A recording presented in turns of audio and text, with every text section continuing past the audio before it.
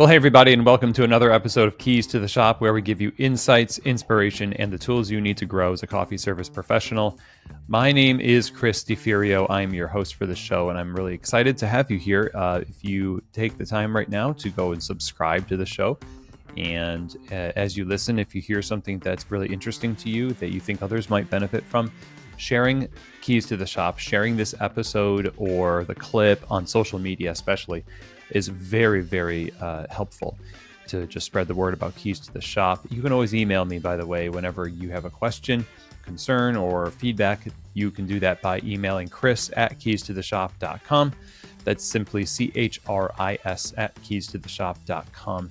We also, I don't know if you know, you probably do if you've listened to more than one of the show, that we offer consulting. And that consulting and coaching is for coffee shop owners and actually also their management teams. I've got some managers that I'm working with in the new year as well.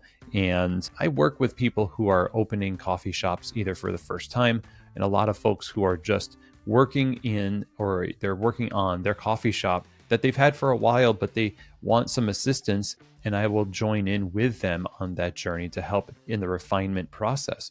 So there's lots of things we can work on together. If you're interested, go ahead and email chris@keystotheshop.com. We're signing on new clients for 2026. And just a teaser also, key holder coaching groups are going to be starting to conduct interviews a little early in the new year. So if you're interested, also reach out. So, all right, now, today's episode is brought to you by our friends over at Arto Brick and also the Pacific Barista Series. And I'm going to talk about both of those wonderful companies later on in the episode. But right now, I would like to jump in here and start our episode. And let's do it with a question. The question is, what is the difference between a rural coffee shop and an urban coffee shop? And a difference that you can think of these two things. One, you would imagine stereotypically both of these things have their stereotypes. An urban coffee shop, you're like, oh, that's in a city. It's very busy. It's very crowded. There's a lot of foot traffic and that kind of thing. And then a rural, of course, is not as crowded and it's slower. It's a little bit more, what's the word? It can oftentimes be less diverse in terms of who's going to the coffee shop, and how often they're going might also be a little bit less in a rural setting. These are things that immediately come to mind.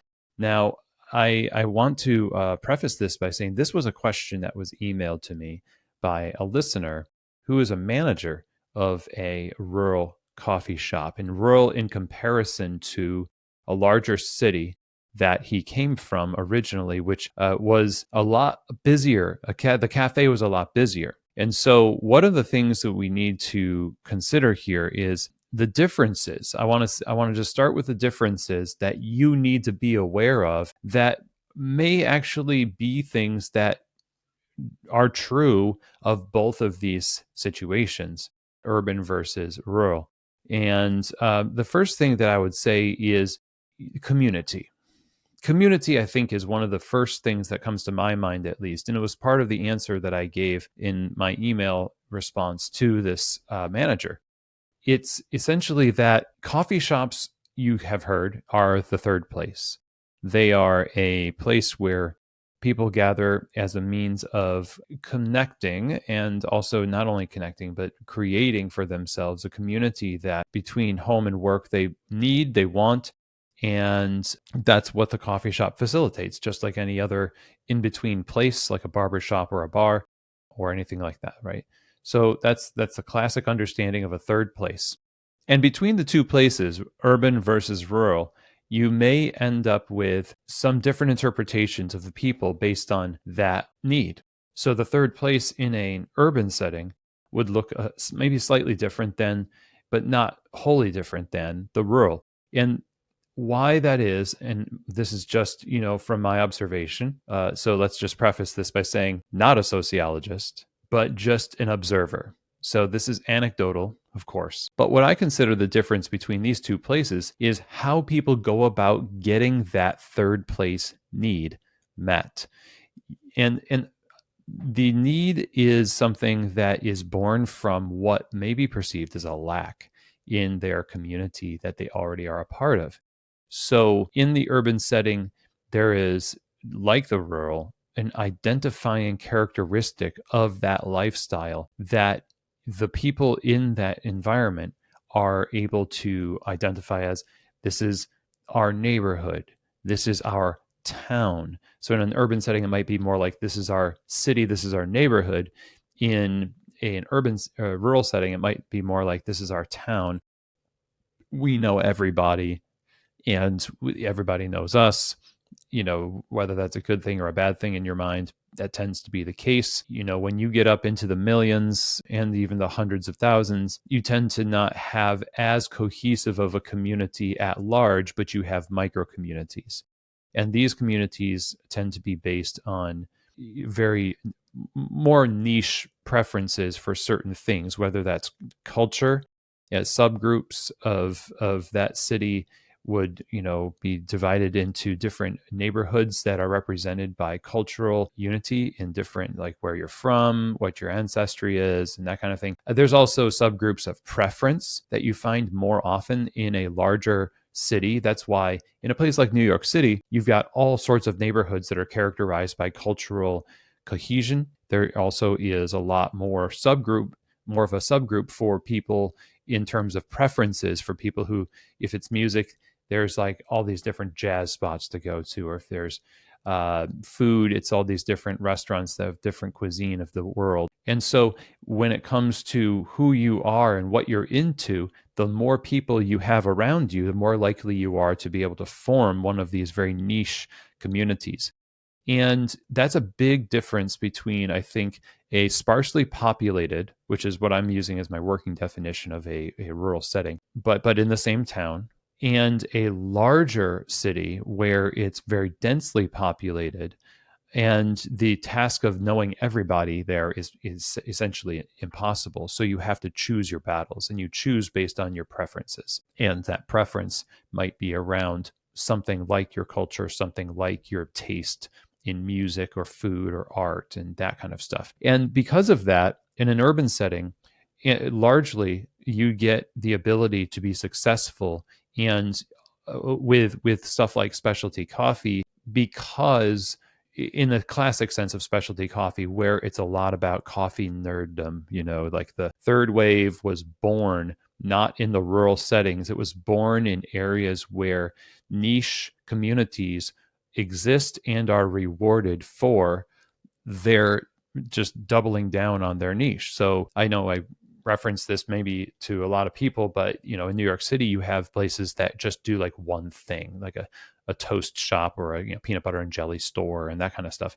These places can survive because of the density of the population, and being a specialist in a very niche area is rewarded because you have enough people to support it, first of all, and because I think people are used to really seeking out the specialists. And in the rural area, I think things are a little bit more of a generalist approach to what we're trying to get from a restaurant or a cafe or a store. You see a lot more general stores. You don't see too many general stores, except for the bodegas and things like that. Those are general stores, I guess. But those are stores for that little community. That's why there are so many of them. So there's still like a general, approach to things. But all that to say, specialty coffee, I think in the early 2000s and mid 2000s, born in places like New York City and Chicago and Los Angeles and Portland and Seattle, these are large cities. Now it's spread, and I see an incredible spread out to the suburbs, especially because coffee shops are needed in areas where people are settling, because the urban density has become pretty expensive. It's expensive to be there. And if people have a choice, and when they have the ability to, sometimes they'll take their family and they'll go out to a different state or a different space in the city where there's more space. And they find, and a lot of people talk to me about this, there's no good coffee out here. And so we're going to bring good coffee to this rural setting, because when I was in the city, we always had really great coffee. And now we're in the rural setting. We don't see a lot of good coffee. And so that's what we're going to do. Now, is that because people in the rural settings don't have the internet and they can't tell what's happening in the city. Not anymore. It's not really what it was. I mean, in the early days of coffee, maybe you didn't have as much, but now today there's plenty of access to information. So it's not for lack of information. In some ways, I think that this is because two things. One, the population of a small town often, because it's based on, first, there's not as much space. So there's not as many spaces available. So where are you going to put the building? You're going to build from the ground up? Probably not. So, how are you going to start a small coffee shop if there's not available space? Unfortunately, and unfortunately at the same time, for a lot of small towns, there actually are, tend to be some spaces available because businesses aren't as supportive, which is kind of scary because you're opening a coffee shop in a small town that couldn't support that one thing that was in that building that you want to take over. But so you, in this bid to try to open a rural coffee shop, are considering that, well, because I'll be the first mover in my shop, I'll be successful. Unlike that place that was, maybe it was a general store, it was a salon or whatever it wasn't as special as what I'm opening. So we're automatically starting with this idea that what worked in the city is going to work in the rural settings. And so in order to get the return on the investment, because it's maybe risky to open in that space that was available because no other business could make it, or if it's not that background scenario, then it's just you have an understanding of coffee and you don't see it and there's an opportunity. So for you, it's like this blue ocean, like there's no other competitor in the area doing this thing. There might be a cafe, diner that serves coffee, that sort of stuff.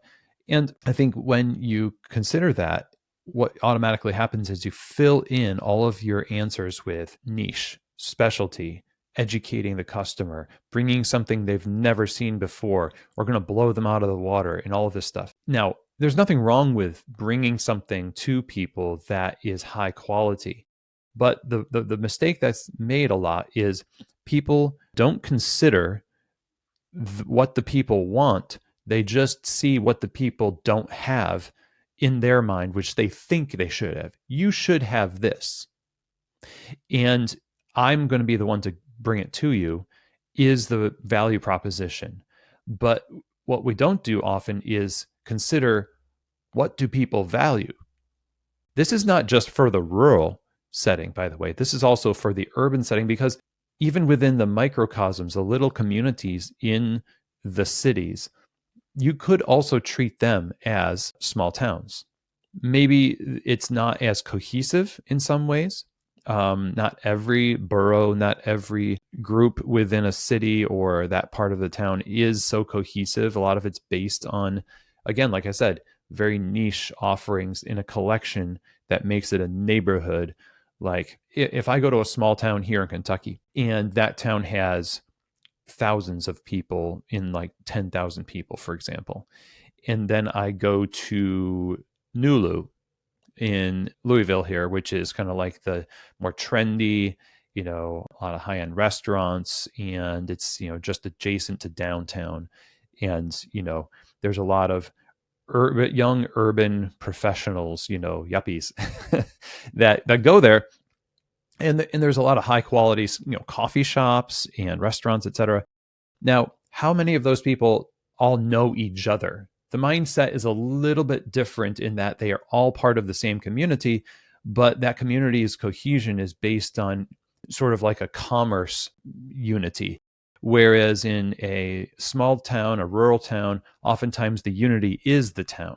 And they understand that they love what they have there, but it's not so much about the new trendy thing, or people do socialize a lot in each scenario, but it's a different kind of socialization. And I tend to think that people's response to a coffee shop in an urban area is a little bit more forgiving toward the progressive coffee menu and approach, because it is speaking directly to the thing that they use to unify themselves. We are people who go to these coffee shops. I am the type of person who goes to do yoga and then go do specialty coffee, and I work on my screenplay and whatever tropes I can just keep throwing out there. And then With a rural setting, it's more, forgive me again, because this is a lot of broad generalization. It seems to be a little bit more cohesive. Like a lot of people work at the same plant or facilities in the area that, support the community, support the town. That could also be a university, by the way. And they can know each other very, very well because there's only so many people and we're social creatures. And so kind of everyone knows each other's business and we feel a sort of sense of hometown pride, maybe a little bit more so than the united but more individualistic approach that an urban environment tends to nurse and reward, keeping people entertained constantly. But when there's not as much entertainment, each other, the people that you talk to, etc., becomes a little bit more of that source of social fulfillment or identity. So the question is, how do you approach the differences between an urban and a rural environment? And, my armchair sociological opinion here is obviously going to take it with a grain of salt. But I think there's some really key things that we need to focus on. First of all, it is the idea of what need are we fulfilling in that community? And is it a need that we see based on a lack, in our opinion? Or is it a need based on a lack that we know the people of that community feel? What do they value now? And how do we actually come in with something that helps to fulfill and achieve something that is already being pursued by that community? And I think that, again, in a rural community, maybe they're a little bit less likely to change. Maybe they're a little bit more stuck, we call it stuck in their ways, but we don't like it when people have a happy life where they don't feel the need for change. We're all about like change for change's sake. We want to move things forward in this town. I want to make change and that kind of stuff. And the question you have to ask yourself is why? Why is change needed? Let's say you run a coffee shop in a small town and people buy your coffee, they like your coffee shop, and then you go to a large city and you see a beautiful marble countertop with the mod bar and the urbanites going in and out, and they're reading bag labels, and they may even understand how to interpret the differences between processing methods. And you go to the SCA or Coffee Fest, and you say, you know what? Wouldn't it be so cool if this was something that happened in our town? And the question I come up with here is, cool for who? Is it cool for you? Is this your dream and that you want to see fulfilled for personal pride or entertainment? Or is it something that would be cool to see happen in your town because you absolutely know that people would enjoy, the people of your town would totally enjoy what what you are currently experiencing, and that, we went to town and we saw this, and then we came back to our rural community and we're just like, oh shucks, we can't talk to people about anaerobic fermentation. We can't talk to people about, turbo shots and whatever else progressive thing that we are in our niche minds thinking this is how we are identifying ourselves. And it kind of annoys us that people don't enjoy coffee as specifically as we want them to. So if you don't consider the differences between these two environments, you will try to create this broad brush approach to both that says we're going to apply that sort of urban niche default, which is everybody wants to go to the specialist who is expert and talk to them about the story of coffee and the processing of coffee. And don't you just love coffee? And you got to love coffee a specific way. And if you don't, then we're going to make you our project, where nobody wants to be your project. They just want to be your guest. And so even more so, the rural setting gives us a little bit of a pause to say, why? In the urban setting, you might not even have time because everything's so busy to pause and say, why? And in the rural setting, it's like the resistance is almost a blessing because then you have to say to yourself, either reflexively, their resistance is because they're just plebes. They don't know. They're just these coffee Philistines that need to be, we need to awaken them to the joys of coffee. And meanwhile, they're drinking your coffee and they're happy with your coffee and they like your coffee. And you're like, but are you really happy? Wouldn't you be happier if we had a home brewing class? Or wouldn't you be happier if we, and maybe they would. That's up to you to decide. But what you need to understand is we tend to try to import in almost like it's, we're going to plant our flag in this small town and force our way upon these people. You know, you're like a specialty coffee colonialist, trying to, you know, rehabilitate people that you kind of secretly think are not, you know, good enough. Their palate's not good enough. They don't appreciate coffee the way we appreciate coffee, and so we're going to come out there and we're gonna do this coffee thing. And when they resist, we're gonna commiserate online. And meanwhile, I think it's more us that needs to be reformed a little bit. So the rural setting, maybe there's a little bit more resistance towards these trends because there's a little bit more substance behind the people, maybe a little bit more likely to be happy with the way things are. And that's not a bad thing, because don't we want people to be happy, right? If they like what they're drinking, if they like what they're, so I'm not saying you don't offer them something different necessarily, but I think at least you should consider that you're not talking to people who are just begging for you to come and shed light onto their darkened state.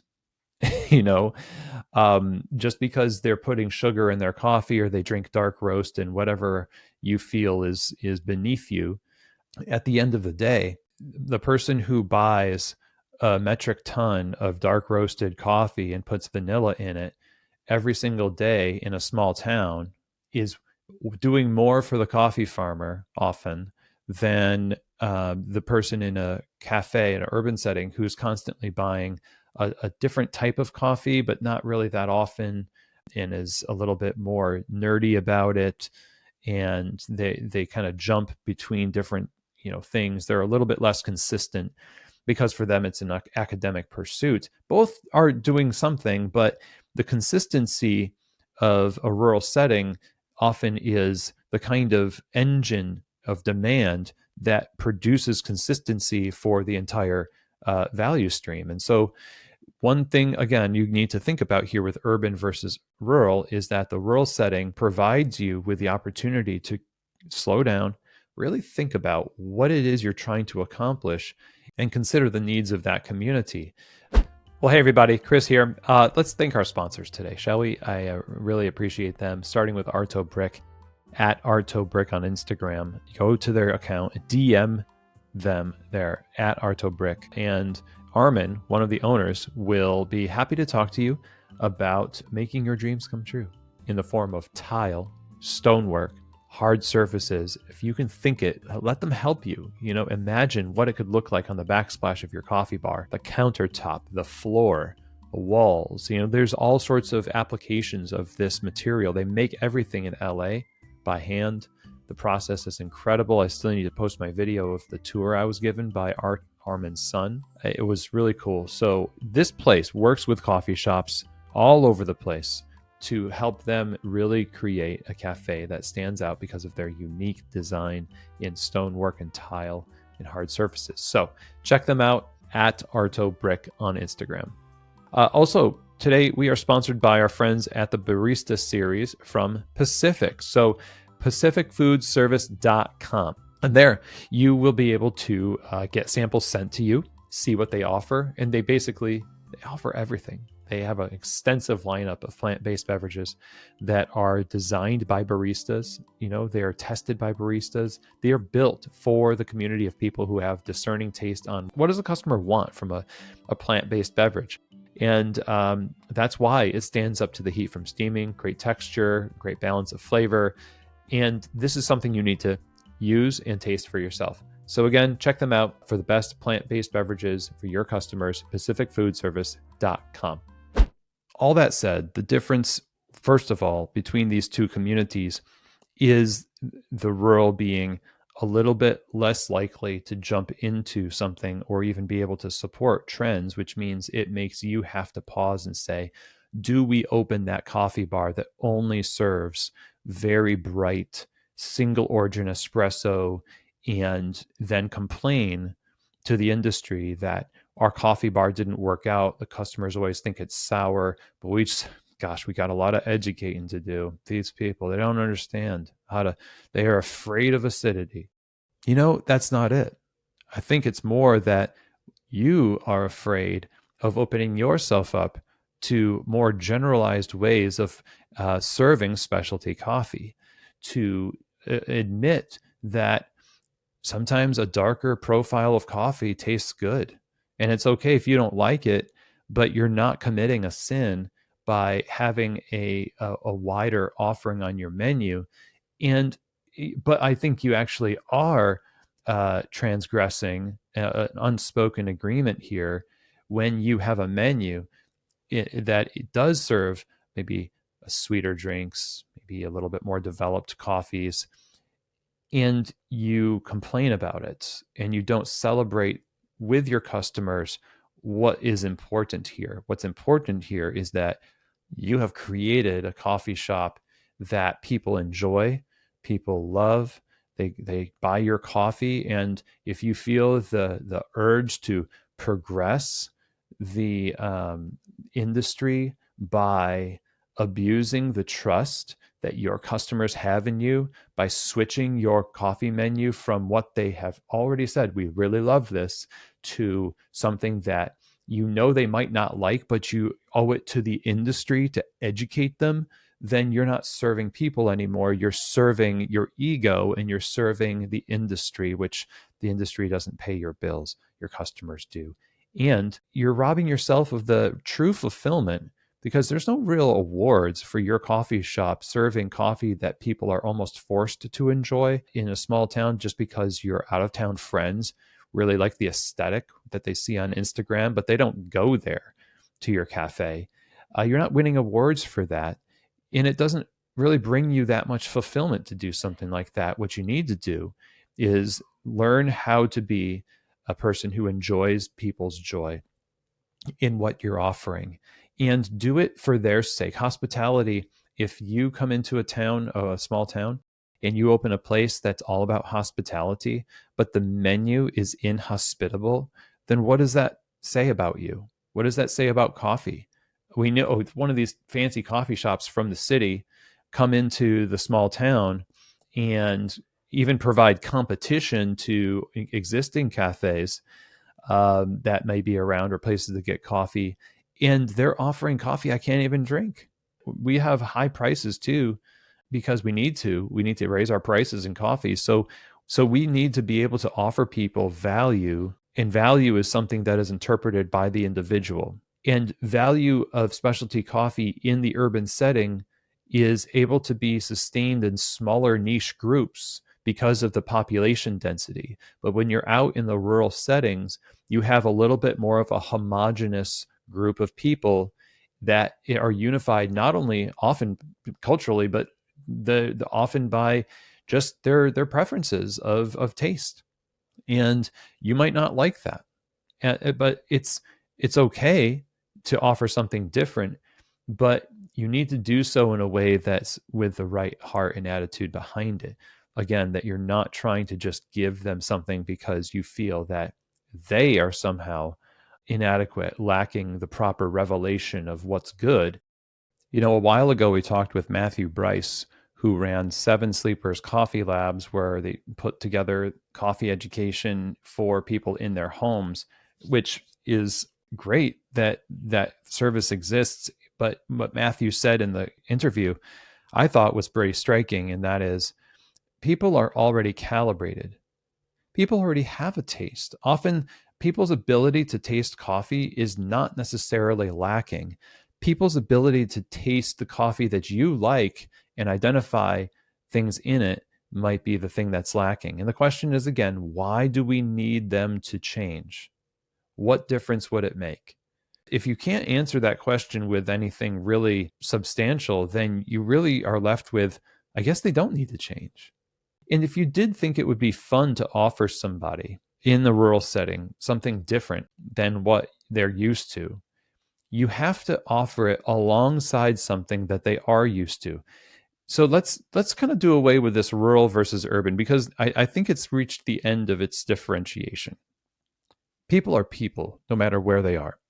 Between a city and a rural setting, they're looking for a way to find themselves in a place, to find identity, reinforce identity. That is done with groups, and it's done with consumption and aesthetic and identifiers. And coffee can be one of those things. If you feel that there is a benefit to be had by introducing people to a sweeter coffee than they're used to, you can offer that, but alongside something that they already know. That doesn't mean you need to serve quote unquote bad coffee. Okay, you can serve a developed, nod to whatever. If the community loves chock full of nuts or Folgers or whatever it is, then you don't have to like serve that in your coffee shop. But what is it that people like about that? It's the whole coffee flavored coffee. I like coffee. That's why I drink it. you know, and what is your version of that that is familiar and is hospitable, offering an ability for people to find themselves in your shop, and for them to see that you have done the work to recognize them in that space already. You've laid the groundwork. There's a place setting that says Eric, Sarah, Carl, whatever, and they can see themselves there. Wow, this is a really good menu item that you have here because I like this kind of coffee. I went to a place recently, and they used to have a dark roast Sumatra, and they don't have it anymore. I got to be honest with you, like I enjoy a developed coffee, even with that little roasty flavor, maybe a little smokiness at certain seasons. And it's a shame that people feel the need to reflexively just sort of go with the trends and try to import that into a community, because again, it creates this idea that we kind of stopped listening to you and we're just now in our little bubble. And so if you're setting out to try to figure out how to serve the people you're serving where you are, yes, there might be some differences between the places, between how many people are available and how much of a menu, how much your menu needs to be niched down or not niched down. That again, it might be more rewarded in an urban area to have something that is more trendy. I don't know. The rural area might have a little bit more of a need to have some generalization. That does not equate to, and we shouldn't conflate generalization with lack of quality. You can have a diverse range of offerings to satisfy a variety of palates, and you will win if you are able to offer this variety, but especially anchor it, double down on the taste and flavors and things that because you've studied, because this community, you've done your homework, you've done your due diligence, you've set the table, you understand who is coming to dinner, who is coming to the coffee shop, what do they like, and that's the thing that you're actually after. You're not after, let me see how I can push the envelope with my guest at my house. So if I know somebody doesn't like my father-in-law doesn't like sour cream, I'm not going to actually serve him sour cream because I think that he's just missing out. I'm like, even if we did the whole Chris Farley Folgers Crystals bit on him, they're like, guess what? Did you like that meal? Haha, but we put sour cream in it. Even if I move him past that point of maybe sour cream isn't that bad, what did I just do? I told him that really it wasn't about me serving him. It was about me trying to create something in him that made me happy. It was all about me at that point. So all this talk about urban versus rural, all this stuff really could be solved simply by saying, who are the people you're serving? What do they like? What do you have to bring to the table? Do you know enough about yourself? And are you secure enough in yourself as a person and as a business to not have to make people enjoy specifically the things that got you into coffee, that you enjoy when you go to a larger city?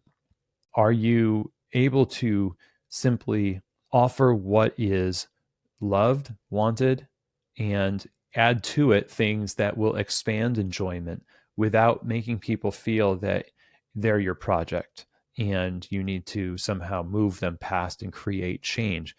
Because all that energy that you use to create change, where change is not necessarily needed, where you just assumed that it was needed, is energy that could have gone to building something in your business that would have served them better, it would have served you better, and ultimately it could actually move coffee forward. But coffee doesn't really move forward as much based on people's efforts to move coffee forward. I think coffee moves forward a little bit more when people are moved to serve coffee, when people step forward to serve people coffee well and trust that the downstream impact, the future impact of that will take care of itself as long as we take care of the people that are in front of us and we kind of put ourselves on the back burner a little bit. That actually creates a lot more of a movement.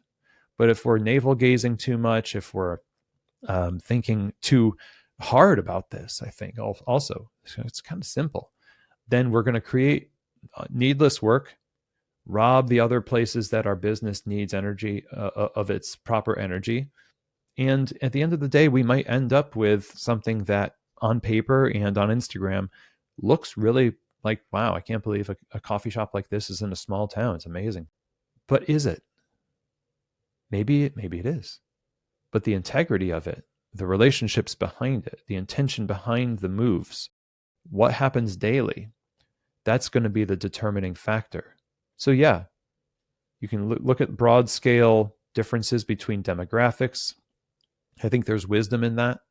But then when you get down into it and you look at what's happening in your community, whether it's a borough of New York City, a little community in a borough of New York City, or it's an entire small town in Iowa or, in Missouri, you owe it to your customers to know them well enough to know that what you're offering is actually for them first and not necessarily for you. And so, yeah, there is probably change that needs to be made. And often we need to start with ourselves. And when you do that, people, they're not in that much isolation. They might start asking questions. They might start actually demanding things from you, like that they see in cities themselves. They might have sort of an opt-in moment where it tells you, we weren't trying to push this on people, but they wanted more variety because we are listening to them. We know that. And we started offering some more coffees that were a little bit of on the lighter side, but we didn't get rid of the other stuff. That stuff is it's our bread and butter. It's our beloved. It's our, whatever menu item. And we love it because people love it and we enjoy seeing people enjoy it. So anyway, I wanted to just jump in here on this episode, and especially, you're going to listen to this during the time where, Christmas is coming up and we just had Thanksgiving in the States, and we are going to be focused in on how do we make good coffee at our in-laws. And we have a variety of people coming into town from different places. You've already experienced this. And that palate difference is very real. And grace to your customers in opening ourselves up to their preferences and trying to work with them instead of trying to make them conform, I think is one of the highest ways that we can show hospitality. And that actually will move coffee forward as we serve well. So thanks, everybody. I hope that this was helpful to you today. And I'd be happy to know what you think about this whole urban versus rural. Is there that much of a difference? What did you think about the things that I was saying? You probably could add detail to this if you're seeing you can go to the Instagram account, by the way, and on Keys to the Shop, at Keys to the Shop, and make a comment underneath the reel that we post for that. That's a great place to have some conversation around the different settings and maybe some of the differences that you see between these two places that are really important to note. Obviously, there's a bunch of other stuff like, the difference between property and affordability and that kind of stuff. But that's maybe for another episode, or it's for the comments. So you can post on YouTube underneath the video, or on Instagram underneath the reel. And you can always reach out to me, Chris at keystotheshop.com. And if you're interested in consulting or coaching for your cafe and your team, that's where you can reach me too. So I hope you have a great one. And as always, I hope that this episode has truly given you keys to the shop.